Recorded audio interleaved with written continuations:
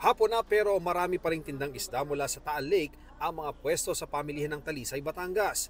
Dati-rati raw, tanghali pa lang, ubos na ang paninda. Pero mula nang isiwalat ni alias Totoy na sa Taal Lake umano itinapon ang mga missing sa bungeros, sabi ng ilang tinderang aming nakausap rito, naramdaman na ang tumal ng benta ng mga isdang huli sa lawa. 1 week na ho. Oho. Dahil nga na sa isyong yan na yung mga magsasabong daw itinapon sa Taal Lake na kay Sugayon.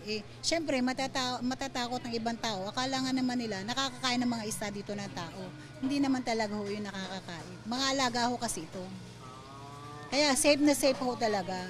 Ganito rin halos ang kwento ni Aling Catherine na hapon na wala pang buena mano sa kanyang tindang tawilis. Ang mga suki, hirap daw kumbinsihing bumili. Inaalok lang po namin tapos ayaw nila bumili dahil apektado po sa yung magsasabong na itinapon. Ano po sinasabi nila pagka inaalok nyo? Wala, gumaganon lang sila. Mga alas 4 na ng hapon nang may buena manong bumili ng kanyang tawilis na di raw apektado ng usap-usapang itinapon sa lawa ang missing sa bungeros. Dahil alam ko naman hindi naman siya wala naman masama. Ayos naman ang isda. Kitang-kita naman niyo sa itsura pa lang, ang taba na niya. Sa pwesto ng buhay na tilapia, tumaas pa nga raw ang bentahan kahit may balita pa ukol sa missing sa bungero.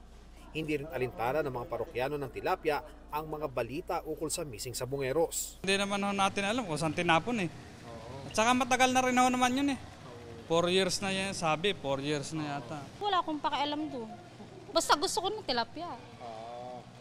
Bahala sila kung nag-iisip sila ng gayon. Sinisikapan ng GMA Integrated News na makuha ang panig ng Bureau of Fisheries and Aquatic Resources ukol sa mga isda sa Taal Lake.